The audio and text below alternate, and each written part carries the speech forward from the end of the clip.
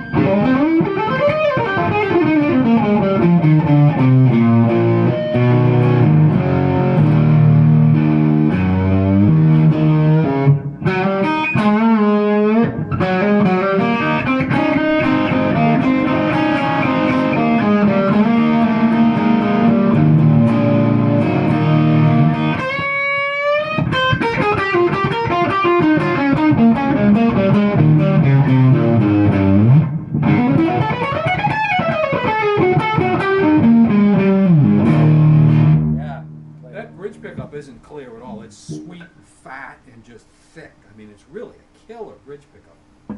The weight of this guitar is a lot. The low end, I've never heard a guitar with a low end like this. The bottom strings just boom on this guitar. I mean, you can feel them in your chest, you know?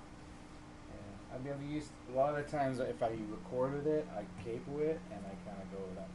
So it's like, yeah, because it was so high. It just feels out. So I've used it a lot on backing tracks. Now I leave this a little high because if you're an aggressive player like me, I like to snap around down there. If you want me to lower this, I can, but you know, some other guys like it so low there. You tell me, if you want it lower, I'll lower those slots. Yeah, that's good.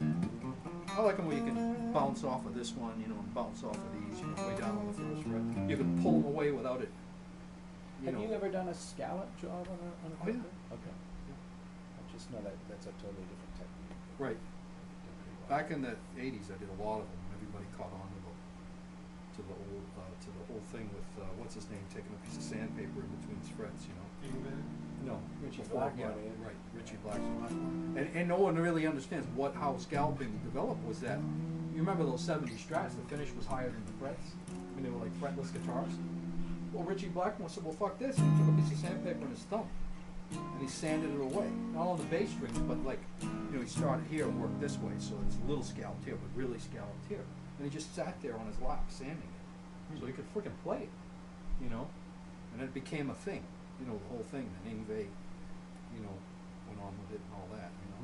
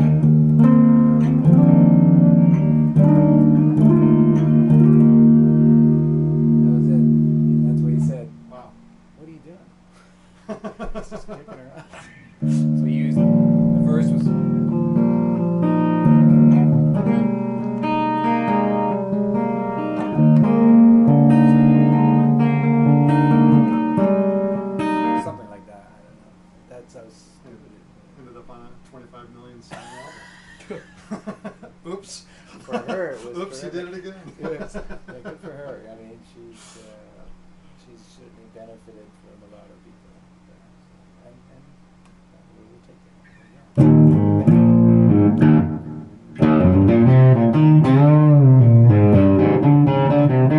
But you were playing in the video. You were playing the pitch, weren't you? No. No, I was actually a whole step down. A whole step. Oh, okay. When I first start breaking in a guitar, I break it in slinky down a whole step down. Those strings are so heavy for me, like a half step down actually causes pain in my left shoulder. You know, so I had a whole, but I was playing up a little piece of your song the way I remembered it from the radio. I played it a whole step up. So I played G, A. When you were instead doing of it. F, G. Yeah, I was doing it up in the B position though. Because they actually. Right. So I was playing that whole thing here and here. Okay. Instead of here and here, I was playing it here and here. Because that's the pitch, right? Right. Now it would be here, Right. the way the guitar is tuned now. Okay. Right? Or half step. Hendrix would just make something like that, or Stevie Ray or something. Right. I hope I didn't kill you too bad. I didn't sit down and learn it. Oh, I sort of remembered it from the radio. It's flattering, I guess. To some degree. Huh? It's flattering to some degree. I figure it usually is, you know. And that is Bryan playing that part, by the way. Is it? Yeah. I didn't know that. I mean, I came in later in the song, but Right. that was his part. You've been playing with Bryan for how long? What year did you start? 81, so this is my 37th year. Which is weird because I'm only 39. So. Yeah. That's okay. Well, you figured you could walk and Yeah. stand next to a guitar, so you were good. I met him in 1976 in Toronto. We were just kind of finding our way. So, but he was funny then. He said he was into rock guitar, and he said, "One day I'm going to put a band together and I'll help you around." Oh, well, we'll see. So it was 5 years later. Well, that worked out pretty good. Yeah, not bad. It's okay. It's like a career in the military or something. No, I'm kidding. But we were just talking about gigs and stuff on the way up here today. So it's been good and it's still going. So Can't beat that. nobody's more shocked than we are. So let me tell you at this point. Anyway, so you shipped one of these to Norway. Norway today. We just got back, and we got one picking up from to Canada. Do you make the head separate or you put it in the cabinet? Well, I mean, it looks like those, when it's done. Okay, so it's like I a just don't Marshall have the head. cabinets ready for those two yet. Oh, Actually, that's the first time I turned those two up. I just put them up this morning. They're in So- testing. I built them. I finished them last week. Generally, Bob's a head and cabinet guy, Right. unless he's dealing with me, and I'm like, I want it in a combo because Are you going to do a combo for him? Not for that amp. That amp's too heavy for a combo. Okay. You know. It'll weigh over 100 pounds. Well, it won't weigh 100 pounds, but I mean, it's to me. I just don't know why anybody wants to reach down and pick that up. I don't know why. The head in one hand, the cabinet in the other, and you're gone. Or two light trips, or the whole thing, and then you ruined your speaker cabinet. You know, I mean, your speaker cabinet now can't be a closed back really, unless you want to make the cabinet huge, just separate section for the head. Then you're really pissing somebody off to try to carry it, right? And so you get that honky, shouting, open back. That's a great sound for certain things. You know, I got my EV in an open back. I got, you know, other things I keep in the Jensens and stuff in open backs. But no, this amp, I want that, you know, closed back, you know, real full tone, you know. So, you know, so what now? I mean, how do you do that? So you do that, and then you make another section all attached for the head, and now what? Now how do you pick that up? You know, I mean, when I was a kid, I didn't mind picking up an AC30. I lugged them everywhere. I lugged a JT M45 combo and AC30 with me everywhere I went. You know, AC30 is a beast to carry too. they're wicked, and I've just grown out of that. You know, I mean, to me, I'd rather pick this head up with just the strap, walk out, put it in, and come back and get the cabinet. You know, I don't know why anybody wants to do that. And you know, and if you don't want the shouty open back sound, you're really in trouble because combo, that's what you have, and you've ruined that cabinet. You know, I put a pair of Jensen P12Ns in something like this open back, that full cabinet. Wow, does it sound good, right? And I make like John's amp, like he's got the smaller cab, right? Like Okay. that's just a cabinet. That's a single 12. Right, but I make that with that head, or John got the bigger head, he got this head Right. in there, right? And it doesn't sound as good when you listen to it with the cab, because it's the cabinet, now the whole top of the cabinet doesn't reflect anymore. There's an amp in there, and your tubes get a beating, Right. you know? So it's, I don't know, it's just all around, this is my top end amp. I made these little combos, these were single-ended combos that I made for a little while. They're not Fenders, they just look like Fenders. They're 30-watt single-ended amps. Right.